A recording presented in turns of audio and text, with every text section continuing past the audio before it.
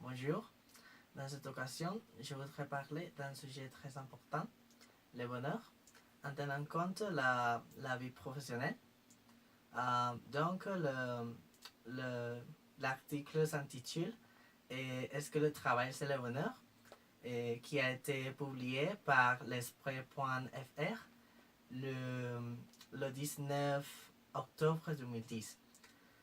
Bon, tout d'abord, je voudrais exprimer une petite description en tenant compte de la conception de deux expositeurs qui discutent ce sujet. Après, je vais montrer quelques résultats qui montrent des chiffres présentés selon le baromètre de bonheur.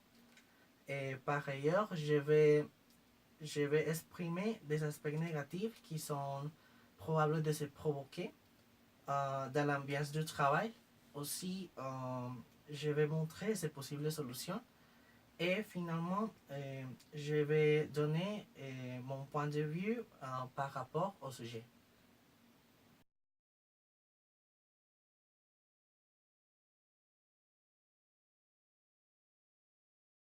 Bon, le travail est défini comme une activité humaine transformante, indépendante, et c'est un fait de responsabilité et autonomie. Selon Martin Bellac, met le travail au centre de l'identité de l'homme.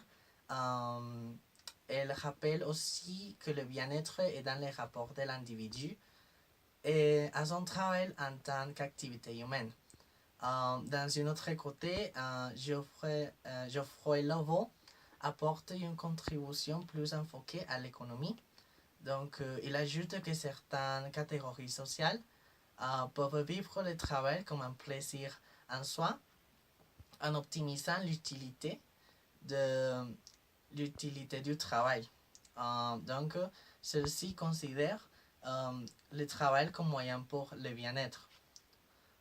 Selon les baromètres de bonheur au travail réalisé par 20 minutes.fr et en ligne pour l'emploi, 69% des salariés sont heureux au bureau et en 2000 par être précis. Donc, dans cette année-là, 67% des salariés français affirment qu'ils sont satisfaits professionnellement. Le baromètre reflète également que plus de la moitié des salariés ont le sentiment que leur rythme de travail et leur responsabilité ne cessent d'augmenter. Donc, le stress et aussi le manque de perspectives de promotion sont les conséquences principales pour lesquelles ces personnes se passent.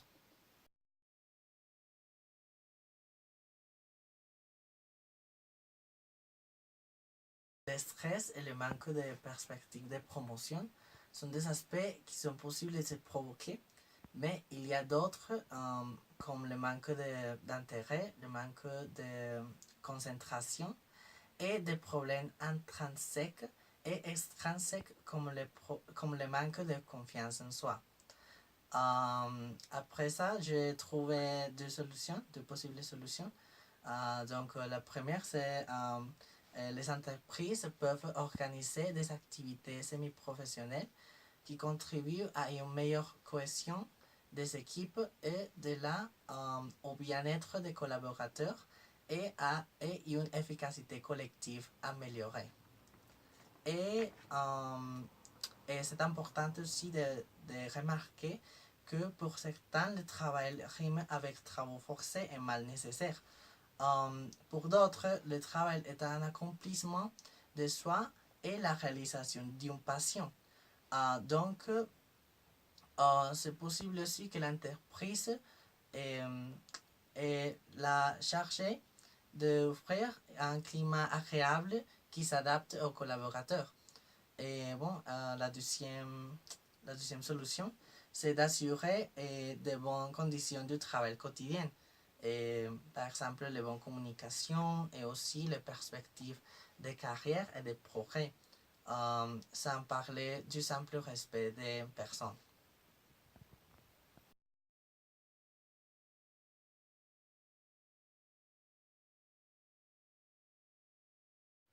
À mon avis, le travail peut être considéré comme un outil qui nous permet de soutenir nos besoins et développer un certain degré d'indépendance dans laquelle nous basons notre décision et l'acquisition de possessions. Cependant, notre bien-être est l'aspect le plus remarquable et relevant parce qu'il nous permet de maintenir un équilibre général en déroulant nos diverses activités de la vie quotidienne, professionnelle et personnelle. C'est pourquoi que c'est important de connaître la situation actuelle du personnel des entreprises pour qu'ils se sentent mieux et s'ils présentent des inconvénients dans leur vie. Je crois qu'il serait convenient de faire une intervention dès que possible. En plus, l'obtention d'une promotion sera le fait qui motivera aux employés de continuer, à faire des efforts pour améliorer de plus en plus leurs capacités.